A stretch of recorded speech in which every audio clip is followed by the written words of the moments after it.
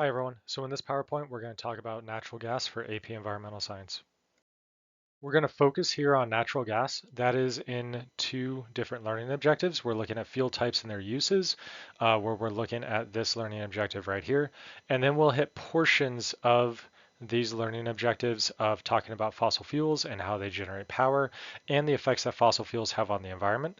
But please note that different aspects of these learning objectives are going to be in different PowerPoints, whether we're talking about coal, oil, or natural gas. And we're just going to talk about the ones for natural gas here. And the ones that overlap with oil, we've already talked about in the oil one, or we will talk about in the oil one. So we'll talk about all of them, but not necessarily here. Here's the vocab. So natural gas is one of our fossil fuels. It is one of three types of fossil fuels, the other two being coal and oil. Natural gas is often abbreviated as NG, and then you'll see LNG abbreviating liquefied natural gas. So you'll compress this natural gas down into a liquid at cold temperatures, and it's easier to transport because you can transport a liquid in a much smaller volume than you can transport a gas. But anyway, it's still just natural gas. Natural gas is mostly methane. However, it can be different gases as well, whether that's ethane, propane, butane, whichever gas it is. We're going to mostly just call it methane for this class, but please just note that there are other types of gases in that mixture. You can isolate different gases for different products. So a butane lighter is primarily burning butane. A propane tank is primarily burning propane. And those different products come from both oil distillates as well as natural gas that you pump out. But we're going to mostly just describe it as methane. This is one of our non-renewable energy sources because it is a fossil fuel. It will renew over geologic time, so we're talking about hundreds of millions, tens of millions, or millions of years, but not on human timescales. So when we're digging it up and burning it, we only have a finite amount and they come in 100, 200 years. So it's going to be a non-renewable energy source, even though it's going to replenish over geologic time, not over human timescales. And it does represent carbon that has been trapped in marine sediment for millions of years. So essentially what happens is that you have lots of marine organisms, primarily phytoplankton, but also zooplankton, but primarily phytoplankton, algae, in the top of that water column. They're photosynthesizing, they're living their lives, but they will eventually die and settle down to the ocean floor as detritus. And that will bring the carbon from the surface down to the ocean floor. Realistically, it's bringing carbon dioxide into the ocean via photosynthesis into the sugars that these phytoplankton are creating into their biomass. And then when they die, they take that carbon down to the ocean floor where it gets buried under layers of organic sediments and then gets buried under sedimentary rock, whether that is calcite rock, calcite, limestone, or if it's sandstone, mudstone, whatever it is, it gets buried and then compressed down. That organic matter gets compressed down into oil and natural gas. Where we're looking at here is is natural gas, and it's typically associated with oil, but it can be in its own natural gas beds as well. But realistically, what it is phytoplankton that have escaped decomposition. They have died, settled down to the ocean floor, not decomposed, get buried by sediment, get compressed down into natural gas, primarily methane, which we then dig up, pump up, and use as a combustion source. And then when we use them as a combustion source, that is obviously going to release carbon dioxide back into the atmosphere. And just to reiterate, that carbon has been out of atmospheric circulation for millions of years. So what do we use natural gas for? Well, electricity. So it produces a consistent electricity supply. That is diagrammed down here in this diagram. So we have our fuel, which is our natural gas. And that fuel is going to go into a combustion chamber where it will combust. That combustion chamber will heat up a boiler that has water in it. That water will turn to steam, which will be pumped along pipes very fast, turn a turbine, which will power a generator, which will generate electricity. Additionally, you can have these combustion chambers that produce the off gases themselves that go right past the turbine, and then those waste gases carbon dioxide, etc., get go past the turbine at high speeds, turn the turbine, turn the generator, generates electricity, and then get pumped out the smokestack. Either way, just think of a coal burning power plant. For most of the time, you have a combustion chamber. It heats up water. That water is used to power a turbine via steam. But you can also have these other types where the exhaust is what powers the turbine. You can also have furnaces, cook stoves. Some of you might have gas stoves at home. Some of you might have a gas furnace down in the basement that heats up the water and the air in your home. That is combustion as well. It's just controlled combustion in these appliances. And then you can also have transportation. So like this truck down here is using liquefied natural gas as a fuel source. That natural gas could be the product of waste gas coming from a landfill, which it often is in waste management systems, but it can also be natural gas coming from fossil fuels. So when we're talking about today, we're just going to talk about fossil fuels. When we're talking about biogas, that's what they might mean when they're talking about the natural gas that's in a truck coming from the gas in a landfill. Okay. So natural gas is the cleanest burning of the fossil fuels. It's cleaner burning than other fuels such as wood. What that means is that it doesn't release as many secondary pollutants as these other sources. So it still releases carbon dioxide, but it doesn't release as much sulfur dioxide and particulate matter as coal does. It doesn't release as much nitrogen oxides as oil does, or some oil distillates like diesel can. It doesn't release as much volatile organic compounds. It doesn't release as much particulate matter as wood fires, for example. But it still does release carbon dioxide.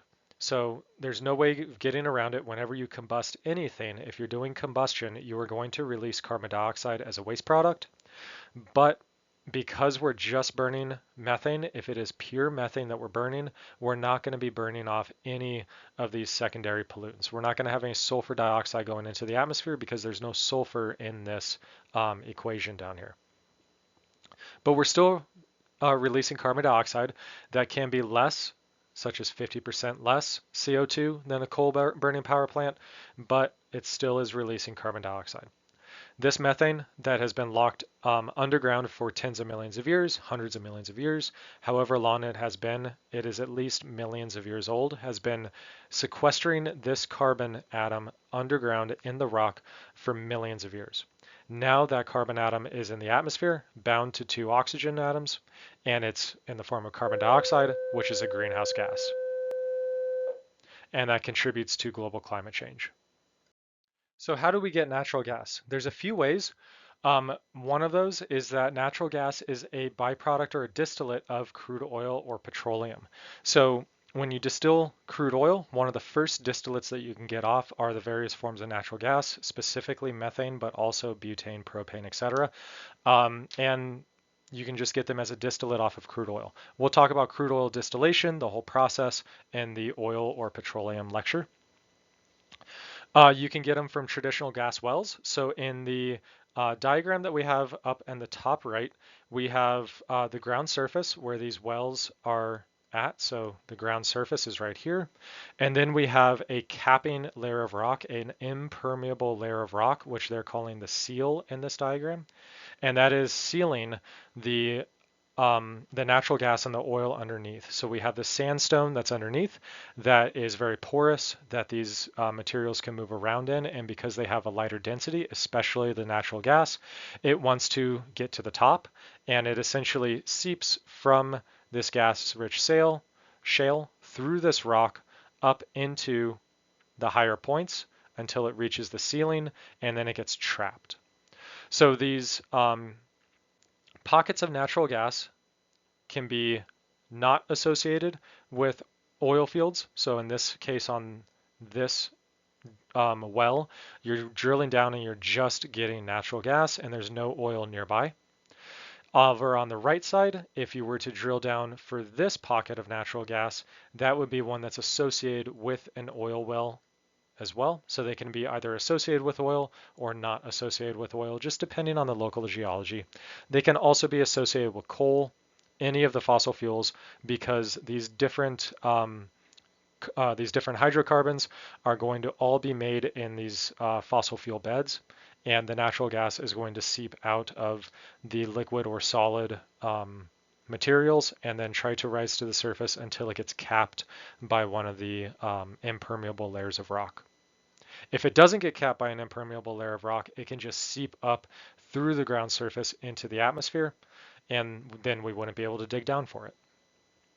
We can get it from fracking, and we'll talk about fracking in the oil PowerPoint. And the new technology that has just been proven a few years ago is crystallized clathrates of natural gas. We don't really need to talk about what they are, but they're basically just frozen natural gas at the bottom of the ocean, so don't really worry about it. Might be a big worry, but we'll talk about it on another day when we talk about climate change. Natural gas, once it's brought to the surface, like I said earlier, is usually stored as a liquid rather than as a gas because a liquid is going to occupy a smaller volume than a gas, so it's just more efficient. So they cool it down very cold and they put it at pressure and they store it as a liquid. So I do have the same diagram and some of the same pictures of oil shale and hydraulic fracturing that I have in the oil or petroleum PowerPoint, but I'm going to skip these for right now because it's the same process that we were talking about with the oil one. So stay tuned for that, or just recall that if you've already done that PowerPoint.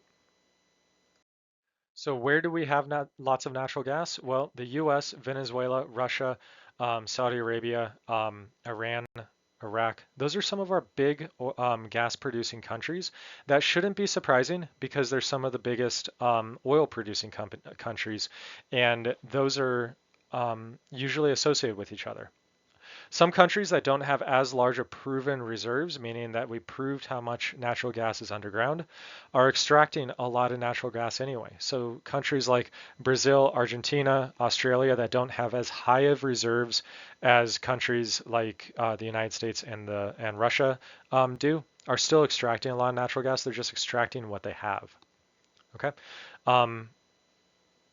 Finite resource, just like any finite resource, we will run out eventually, but that doesn't look to be as soon as we will for oil. And then natural gas consumption per country. You can flip back and forth between the previous slide and this slide and see what countries are producing natural gas, what countries are using natural gas. For example, Venezuela is a net exporter of natural gas. The United States is self-sufficient in their natural gas production. Russia, at least until the war with Ukraine, was a net exporter of natural gas, and I believe that they still are, but I don't know if that data is quite as reliable today. They're still exporting a lot to Europe, but Europe is switching their natural gas to other suppliers, and Russia is finding other buyers. So complicated, depends on supply and demand. It depends on politics. It depends on conflict, all of those things. It also depends on economics. So look at Africa. You notice that Africa is not using a lot of natural gas, and that's because they don't have as much infrastructure for natural gas as we may have in the United States. Even if they have some of the reserves, they're not using it, which they don't have a lot of reserves anyway. And just one tidbit of facts, you don't need to know this, but a terawatt hour of electricity that is produced in a power plant uses 3.4 billion to 7.4 billion cubic feet of natural gas. So think about what a cubic foot looks like and then try to imagine what 7.4 billion cubic feet looks like. These power plants can use a lot of natural gas for power generation. So we're talking about a lot of production. Now, obviously, this is a gas, so it doesn't occupy as much volume once it becomes gaseous as it does when it's liquid, but still. So natural gas is one of our most used fuel sources. We use a lot of natural gas every year, like I showed on the previous page. We're talking about terawatt hours. Right now, it's very viable. There's only about 52 years worth of proven natural gas reserves left at our current consumption levels. So if we use natural gas at the levels that we're using them right now, we only have about 52 years left. And that's with the proven reserves that we have. That's not the unproven reserves, what we don't know is out there. But some of those proven reserves are on federal lands that are protected. Some of those proven reserves are in marine waters that are protected, etc. And we do have an increasing demand of natural gas. We have an increasing demand and a finite supply. So there are economic forces that may come in the future that force us to limit the amount of natural gas that we use. And because there are so many negative effects of coal burning power plants and diesel burning power plants, a lot of people see natural gas as one of those in between energy resources that we can use to transition off of coal into a renewable, but we just need to produce electricity in the meantime. So we should phase out coal because of all the environmental impacts. Natural gas has less environmental impacts. Use the natural gas for the time being and then transition to renewables. So what are the environmental impacts of natural gas? Well, that combustion is going to release carbon dioxide, which is a greenhouse gas. And this is a gas. It's difficult to contain. Even a pipeline that might look like it's sealed may have a crack or a leak or a faulty gasket in it, and it can leak out natural gas. And that natural gas is methane, and methane is a very potent greenhouse gas, 20 times stronger than CO2 over a 100-year period, 80 times stronger than CO2 over a 20-year period. So releasing just a little bit of methane has an outsized role in terms of global climate change than CO2 may have, at least in the short term. It's not just pipelines that can leak, it's wells that can leak. It's any type of infrastructure, such as a fueling station that can leak. Really anywhere where you have natural gas being dug up, transported, used, you have the potential for leaks, and it is one of the largest contributors of methane in the atmosphere. You have the land use requirements, which can create habitat loss. Nitrous oxides can be emitted, but at lower levels than coal or oil. Essentially, what's going on is you are creating a fire, and that fire is reacting atmospheric nitrogen. So even if there's not nitrogen compounds that you're digging up and burning, you're burning the atmospheric nitrogen in the atmosphere. Burning is the wrong word. You're reacting the atmospheric nitrogen in the atmosphere with the oxygen that's in the atmosphere in this heat source that the natural gas is providing, and that can release some nitrogen oxides. Okay. The drilling process can contaminate aquifers and surface water. That could be fracking fluid, that could be methane, that could be any type of waste product that is being produced, especially the fracking fluid. And that fracking does require a lot of water, and that water does get contaminated, and it does have to be stored. It can be stored underwater and groundwater resources, areas that can store it on surface water. You can build ponds and dams to store it on the surface, whatever. The human health concerns are less than our other our other fossil fuels. Coal, oil, both have much higher death per terawatt hour than natural gas. It's not as dangerous to dig up. It's not as dangerous in terms of stuff like black lung disease as coal. It's not as dangerous as like the carcinogens that are in petroleum, but it is very flammable, so you have to be careful about that. Wells can explode, pipelines can rupture, and if there's an ignition source nearby, they can explode. Storing facilities can as well. We've seen some of that with the war in Ukraine, where they have been deliberately targeted by Ukraine to reduce Russia economically or to impact Russia economically. And we've seen Russia burst its own pipelines, especially undersea. Obviously, that didn't cause loss of life, but it does cause an environmental impact. So relatively safe compared to our other fossil fuels. A little bit safer than biomass, but not as safe as our other as our other renewables and nuclear, which is technically not a renewable.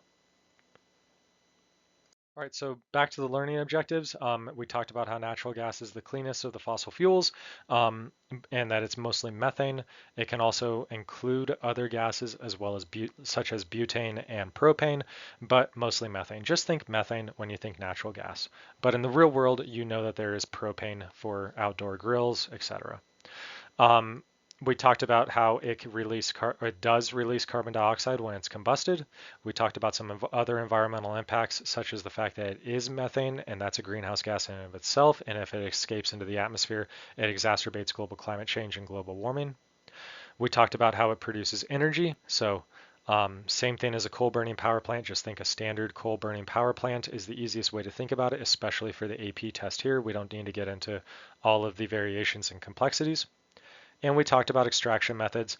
And again, go back to the oil or um, you guys probably haven't seen the oil one yet, but the oil one is where we really talk about hydraulic fracturing. So go to that one for the hydraulic fracturing. All right, hope you guys have a great day.